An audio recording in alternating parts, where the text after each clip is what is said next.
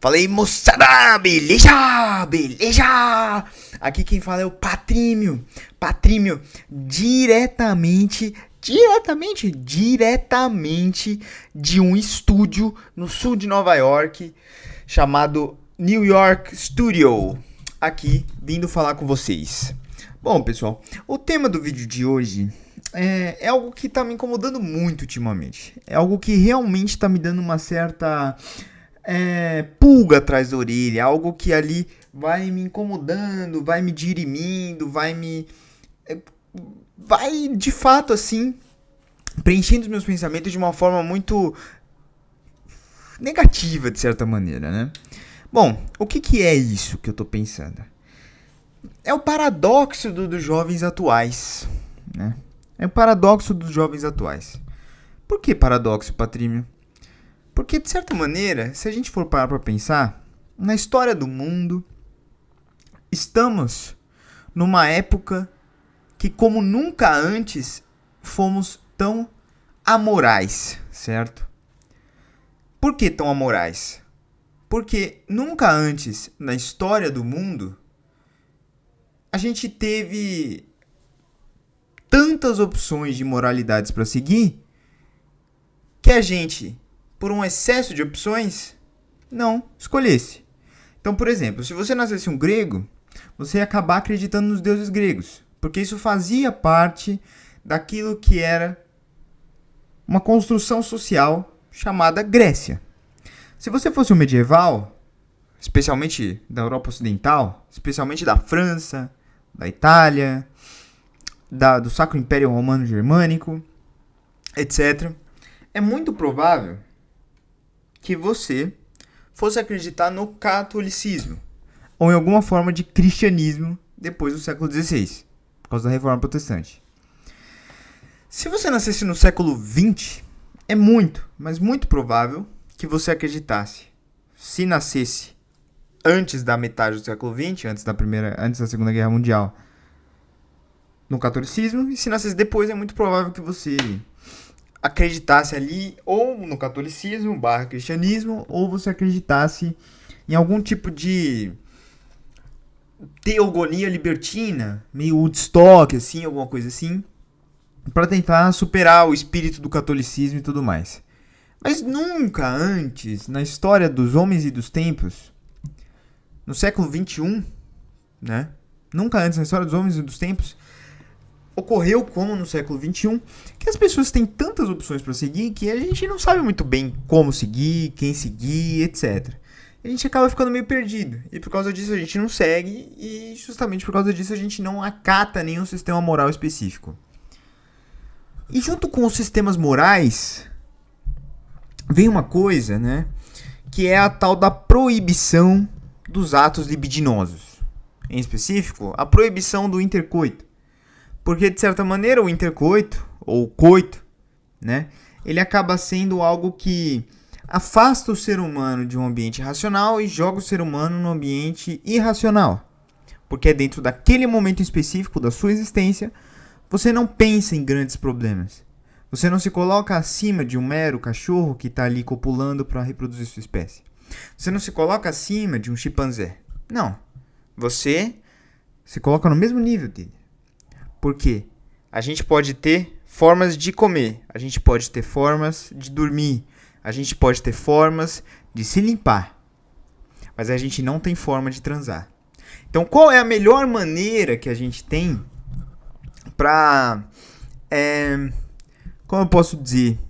Qual é a melhor maneira que a gente tem para, assim, frear, né, essa fragilidade da razão humana? A gente proíbe ela. E é isso que é um esforço contínuo de todas as grandes morais. Os gregos irrompiam nas suas transas.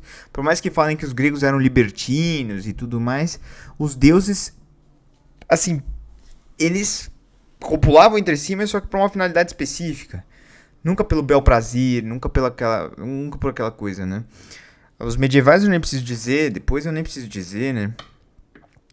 E aí, em 1970, a gente teve ali uma certa revolução sexual que veio com a pílula concepcional. E todo mundo começou a copular e etc. Mas aí, cara, de repente algo aconteceu.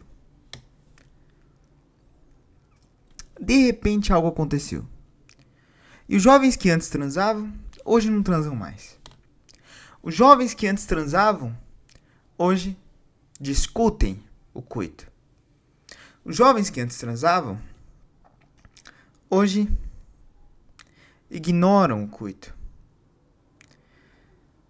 E não me parece ser algo muito razoável, porque muitos desses jovens acreditam em uma racionalidade de boteco e ficam ali dentro dessa racionalidade de boteco, vomitando essa racionalidade,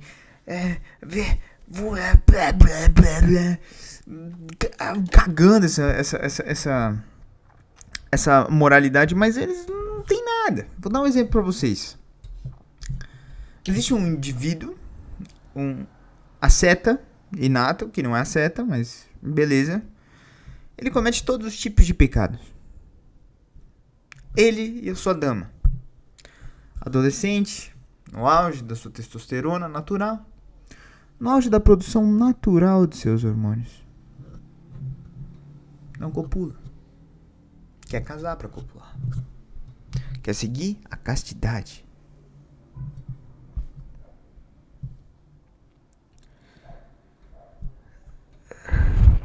Por quê? Um adolescente da mesma religião, muito mais asceta do que ele, em 1960, faria de tudo pra copular com a Maria da Esquina e ele não. É o paradoxo dos tempos. É um verdadeiro paradoxo. Eu não sei muito bem explicar, sim, o porquê disso, mas eu dou isso, assim, aquela primeira colocação que eu falei, que eu me posicionei, né? Que é: a gente tem um excesso de morais, isso nos torna, assim, na verdade, é esquisito, mas não é uma causa. Mas na verdade é algo que acompanha, né? Uma concessão, tipo assim, a gente tem um excesso de moralidades, a gente fica desesperado e aí, de certa maneira, a gente quer se manter em alguma coisa pra não se sentir culpado e etc. E aí a gente vai lá e não culpa.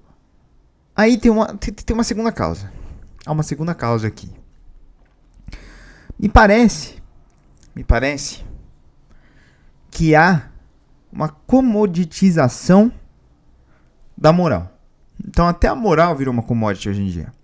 E quem possui mais moral possui mais capital social. E quem possui mais capital social é mais respeitado socialmente. E quem é mais respeitado socialmente consegue novos frutos, consegue novas coisas, etc, etc, etc. Me parece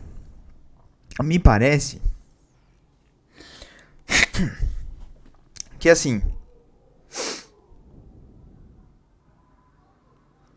não transar é um mecanismo de consagração social. Você se mostra mais puro do que aquela outra pessoa.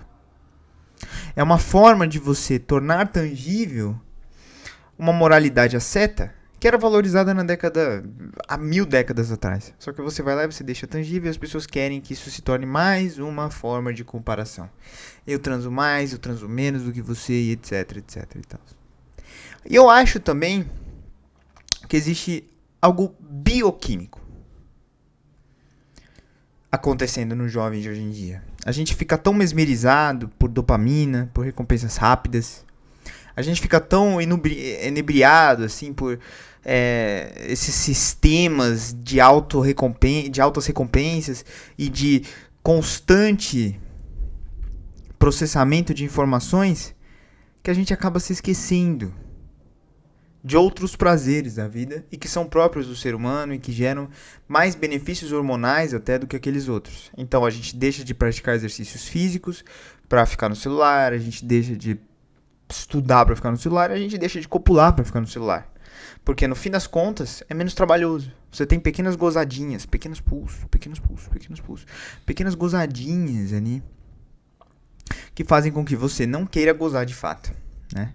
Então são essas três razões assim que fazem com que me pareça que os jovens não façam isso. Mas por que esse paradoxo então, né? Eu acho que já deve ter ficado claro para todo mundo, mas só para deixar mais claro ainda. porque é um tempo em que a gente não tem mais nenhuma amarra moral, né? É um tempo que a gente não precisa mais ter essa amarra moral. E por mais que você use o argumento da libertinagem, etc., é uma minoria, cara. É uma minoria que é diminuta, que vem diminuindo, etc. Tem ali um grupo de jovens que vai lá e se desespera e sai pra em festa e blá blá blá blá.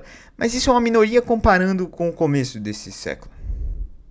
Com o final do século passado. Né? Se a gente comparar em termos proporcionais. Então, me parece que assim, a gente tá num paradoxo, cara. Quanto menos amarras, mais contenções. Né?